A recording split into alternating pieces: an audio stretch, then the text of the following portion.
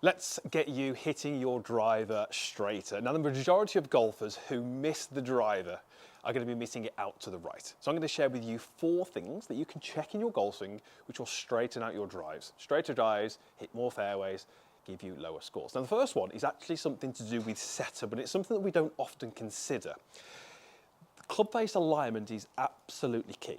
So as I set the club in behind the golf ball, you can see how the club face is pretty perfectly aligned to where I'm trying to go. It's 90 degrees to my target line.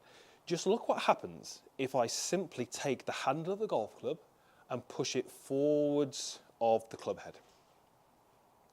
You can see what that's done to the club face. It's now opened it significantly. So as I look down, that club face points way, way out to the right. Handle back, we get the opposite. So if you tend to set up and your handle is forwards like this, you are already setting that club face open at address. You're already bringing in the right-hand side of the golf course. Unless you see that club face as being open and then you twist the golf club in your hands before you take your grip, in which case you'll get yourself into a whole world of trouble because you've got so many conflicting things going on. So what I really like my players to do, if they are struggling with this, is have a little routine that helps.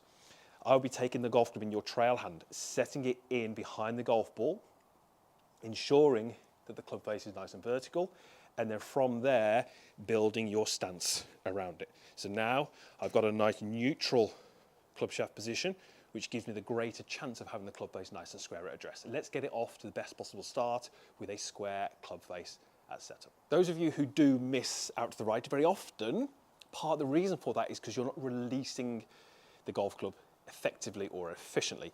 When we make a backswing, we'll just use lead arm as an example here. We create an angle between the golf club and that lead arm, so this angle here.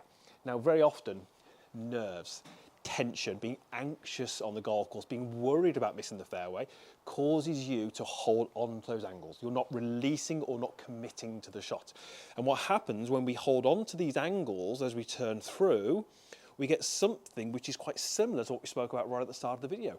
Handle is forwards. You can see I've still got this angle here. Club face is way, way open. This is going to cause me to hit way out to the right. It's also going to cause me to lose significant distance. So if we're looking to straighten out drives, we have to be comfortable with taking the golf club being above and behind my hands and releasing it freely through. As I release it freely, what happens is we get the golf club lining up much more like we need it to. Nice and vertical. We actually get a little bit more speed as well, which is obviously really beneficial. But the key message here is if we are holding on to the angle for too long, we are likely to have the handle forwards, the club face open. So here's a great little exercise that you can do. Take a setup. I can see that my club face is nice and square. I'm going to make a little half backswing, and I'm going to rehearse to impact with the club face closed and the club face neutral. Sorry, and the club shaft neutral, I should say. So club face closed, club shaft neutral. Club face closed, club shaft neutral. And you can see how that looks very different to something that would be quite common, which is this kind of dragging motion here where the handle forwards and the face is open. If this is you, you're often the golfer who finds that you don't really complete your follow through. It's often shorter, more curtailed. It doesn't really feel like you've fully committed to that golf swing. So if you can rehearse that a couple of times, shaft neutral, face closed. Shaft neutral, face closed. You're teaching yourself to take these angles and release them through impact. If we go ahead and do that now, this ball should, because I've just done a couple of those rehearsals, if anything, turn over and finish left. Okay, probably in play. So very often, the golfers who hit the ball out to the right, miss fairways, partly do so because they cut across the golf ball. My club path there, minus 4.1. That means it's coming from out to in. Out to in puts that curve on the golf ball, and very often the ball starts down the middle of the fairway and then drifts into the right rough. So if you're seeing that curve on the golf ball, we need to change your path.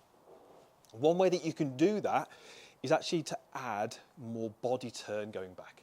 Now the reason that helps is because as we add body turn, we also add depth. Depth is how far the grip, the club is moving in this way relative to the golf ball. The more turn I add, the more depth I create, and the more likely it is I'm going to hit from the inside. If we don't have much turn, the arms get forced upwards, and it's very, very easy to swing from out to in. So how do you add more turn? Well, you just free your body up, just allow it to move more. Very often we get nervous with the driver, we get tense with the driver, and we kind of think the less things that move, the more consistency is going to be, and we lock everything down. So when I'm making my backswing, I'm going to have a couple of key things. I'm going to have the idea that my lead shoulder is going to end up above my trail knee. So when I make my backswing, I'm trying to get my lead shoulder above my trail knee. I'm allowing my lead knee to kick in to point behind the golf ball.